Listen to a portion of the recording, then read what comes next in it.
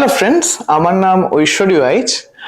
আজ আমরা মোটর ডিপার্টমেন্টের মধ্যে সব থেকে কমন একটা প্রশ্ন নিয়ে সামনে আসতে চলেছি। সেটা হচ্ছে, অনেক রকম ক্লায়েন্টের থেকে আমরা এই প্রশ্নটা পাই যে সেম গাড়ির মডেলের ডিফারেন্ট প্রিমিয়াম আসে কেন।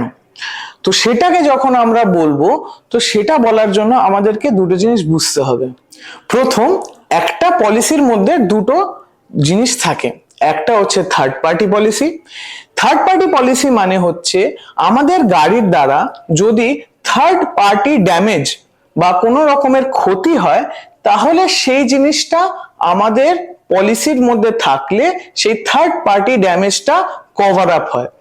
আর সেই জিনিসটা RDAI এর জন্য আমাদের সবকটা কোম্পানিতেই থার্ড পার্টির প্রিমিয়ামটা একই হয়ে রয়েছে। দ্বিতীয়, সেটা হচ্ছে ওডি পলিসি। ওডি পলিসি মানে হচ্ছে ওন ড্যামেজ পলিসি। এটা গাড়ির নিজস্ব ক্ষতিটাকে বোঝায়। ওডি পলিসির মধ্যে আমরা ডিপেন্ড করি মেক মডেলের উপরে। সেটা হচ্ছে যে ওডি পলিসি যে কোনো রকম অ্যাক্সিডেন্ট হোক, ফ্লাড হোক, ফায়ার হোক বা কোনো রকমের দুর্ঘটনার মুখোমুখি যদি হয়, তাহলে ওডি পলিসি সেটাকে কভার আপ করে। যত বড় ইঞ্জিন হয় গাড়ির, তত বেশি গাড়ির প্রিমিয়াম। তো সেই গাড়ির প্রিমিয়ামের জন্য পলিসির প্রিমিয়ামও বাড়ে।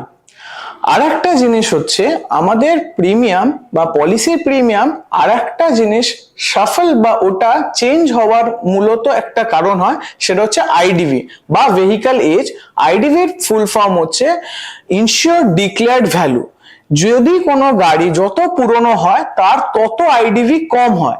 সেই আইডিভি কম হওয়ার কারণে পলিসির যে প্রিমিয়াম সেটা কমতে থাকে। তো এটার জন্য পলিসির যে প্রিমিয়াম ভ্যালুটা আসে সেই আইডিভির উপরও নির্ভর করে থাকে। যদি কোনো নতুন গাড়ি থাকে তার আইডিভি বেশি, তো তার প্রিমিয়ামটাও বেশি। আর যদি কোনো পুরনো গাড়ি থাকে, সেই পুরনো গাড়ির কারণে আইডিভিটাও কম, তার প্রিমিয়ামটাও কম। আর 3 নম্বরে আসছি আমরা, নতুন একটা পয়েন্টে আসতে চলেছি, সেটা হচ্ছে অ্যাড অন। আমাদের পলিসির মধ্যে অ্যাড অন থাকে, যেমন কিনা জিরো ডিপ্রিসিয়েশন, যেটাকে আমরা নীল ডিপ্রিসিয়েশনও বলি। আর একটা হচ্ছে engine protection, road side assistance, কি রিপ্লেসমেন্ট। এই অ্যাডঅনস গুলোর জন্য প্রিমিয়ামের উপর নিচ হতে থাকে, তাই প্রিমিয়াম গুলো আলাদা আলাদা আসে পলিসির মধ্যে। যদি জিরো ডিপ্রিসিয়েশন থাকে তাহলে একটা প্রিমিয়াম বেরোবে পলিসির থেকে। ইঞ্জিন প্রোটেকশন, এইসব অ্যাডঅন মিলিয়ে প্রিমিয়াম বদলাতে থাকে। তারপরে আসছে আমরা নতুন একটা পয়েন্ট, যেটা হচ্ছে NCB, যেটাকে আমরা নো ক্লেম বোনাস বলি। নো ক্লেম বোনাসকে আমরা যদি একটা ফর্মুলা করি, তাহলে আমরা এটুকুনি দিয়ে বুঝতে পারি যে সেফ ড্রাইভ, সেফ লাইফ, কিন্তু সেফ প্রিমিয়াম। কারণ কি, গাড়িতে যত কম ক্লেম আসবে তত গাড়ির প্রিমিয়াম সেটায় বোনাস পয়েন্ট অ্যাড হয়, তাতে প্রিমিয়ামটাও দিন বেদিন কম আসে।